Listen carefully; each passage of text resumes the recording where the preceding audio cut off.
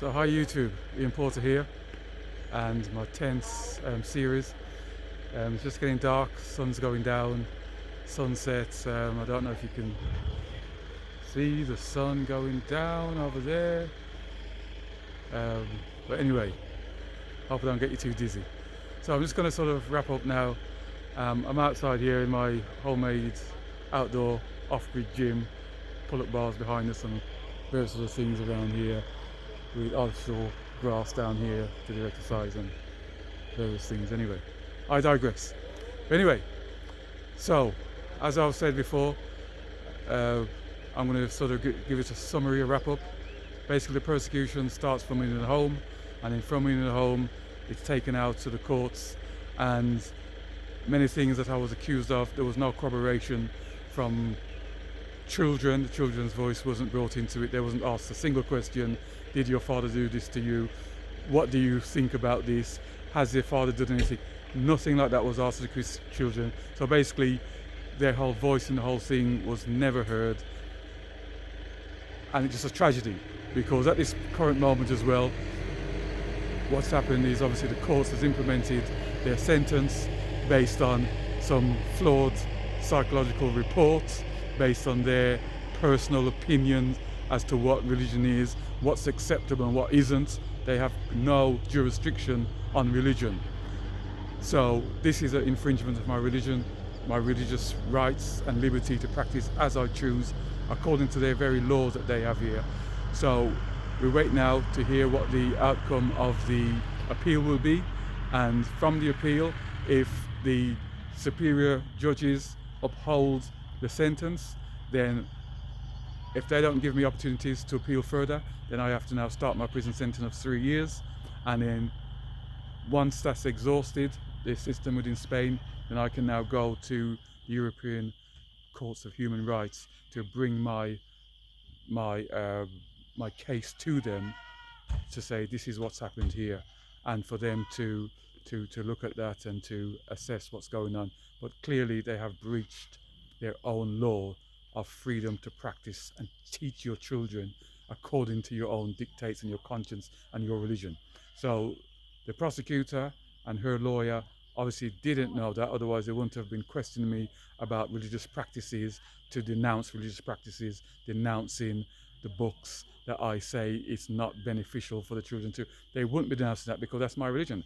If I believe that witchcraft and sorcery and magic and darkness of a book, etc., is not good for children, then that's my belief. If you want to say that's harming your children by curtailing their freedom, then basically then there's no religious liberty.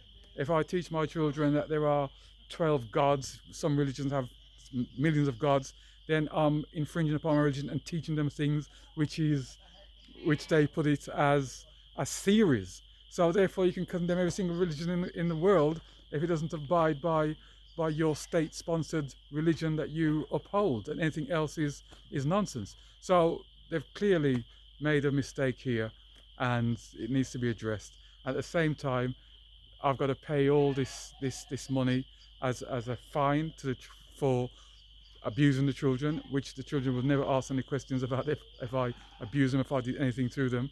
So they kept away from asking those questions, because it just seems like it was just an engineered assessment by the psychiatrist, just to say the children have suffered some emotional whatever because of a divorce, but they haven't pinned nothing that this is a result of me. It's just normal things that happen.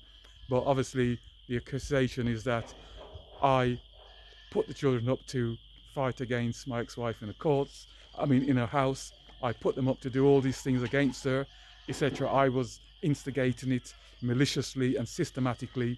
But how do they explain then 4 years in England, no contact with them, but the situation in England is worse than ever?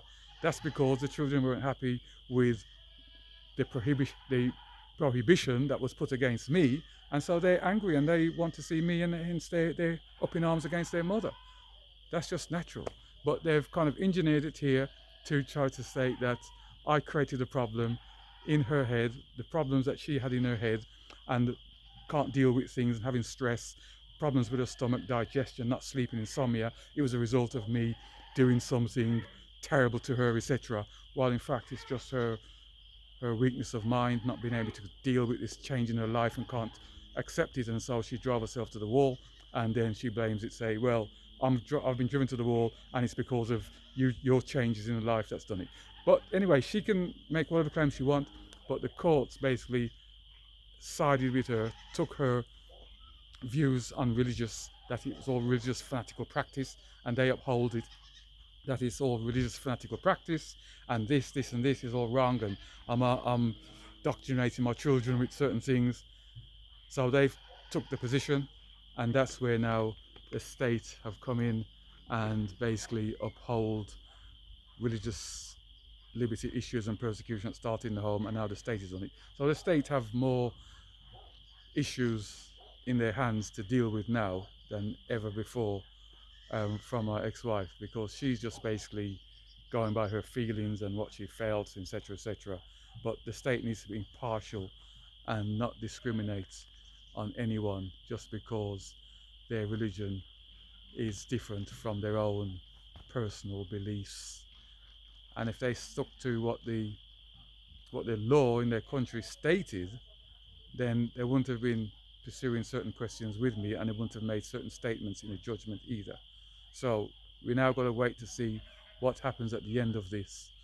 But I will keep you informed of the results once that's concluded. But this is possibly my last in this series now until I receive the judgment from the appeal. Thank you for watching.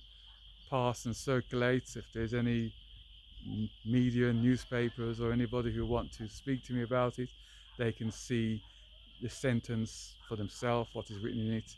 They can look at it and see what they make of it.